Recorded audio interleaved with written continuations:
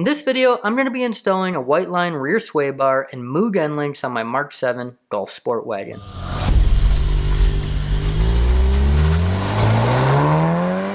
Hey everybody, welcome to the Dad Wagon channel. If you've made it this far, thank you for watching, and if you wouldn't mind, consider subscribing. I'm pretty excited about some of the installs that I have coming up and that I look forward to sharing with all of you very soon in the near future.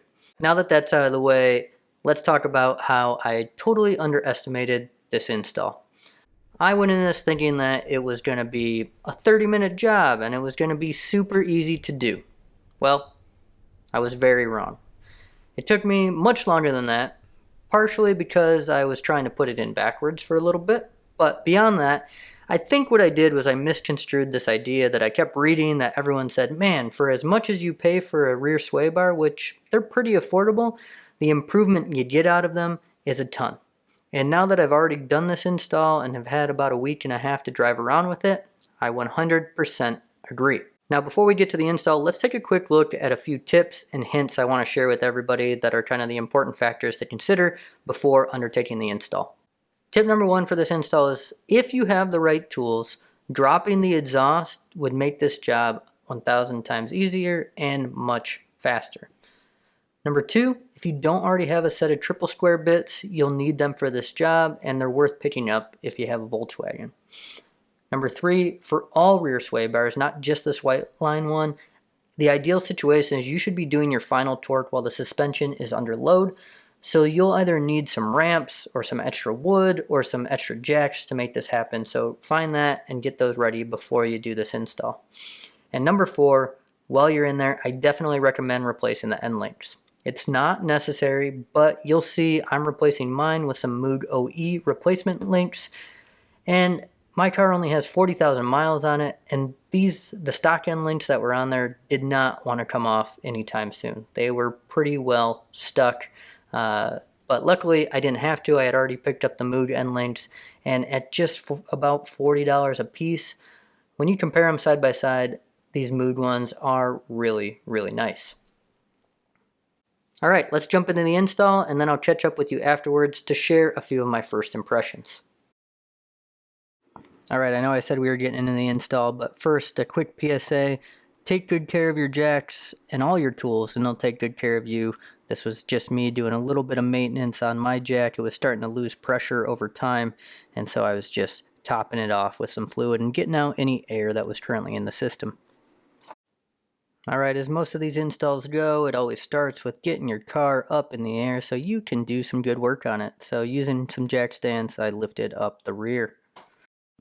Using a 13mm socket, I removed the two bolts that connect the sway bar end links to the lower control arm.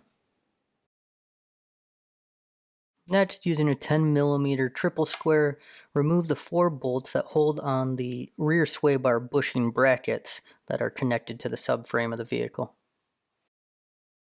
I decided to speed the process up a little bit using my impact wrench and some universal joints as well as some extensions.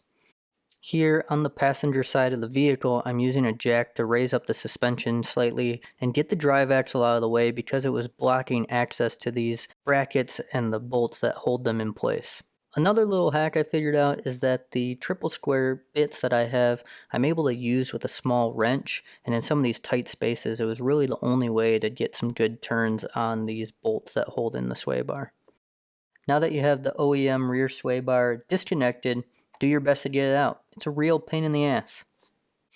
Here's a quick side-by-side of the OEM sway bar versus the Whiteline 24mm sway bar. You can see that the overall design and structure is almost identical except for the thickness of the bar itself. The Whiteline sway bar has 2 mounting positions for different settings. Now here you can see that I started to try and put this in with the end links from Moog installed. However, I did change my mind halfway through this. When I was having trouble getting it in, I took off the end links and put those in after I got the sway bar in place. Now that I have the new rear sway bar in a general position I want it, I'm able to put the bushings on as well as the brackets and get the bolts back in the right spot. Now let's get the new end links in place. I'm starting by connecting them to the control arm first. I found that to be much easier. I know some people are probably going to do it the other way. So I threaded them through got the bolts in place, lightly placed the nut on them as well, and then was going to work on getting them installed into the rear sway bar. Here I'm securely fastening the end links to the sway bar. Every end link has a little bit different method of doing this. For these Moog end links, I was able to use an 18mm ratchet and 16mm ratchet to get them nice and tight. Now go back around to all the bolts that you've removed and replaced and make sure that they are securely fastened. Now it's almost time to finalize this install by torquing everything down, and to do that, like I mentioned earlier, you want to do this while the suspension is truly under load, so here I'm using a set of ramps I picked up in order to do just that. Alright, let's torque everything down. So the sway bar bushing bracket bolts should be torqued down to 20 Newton meters.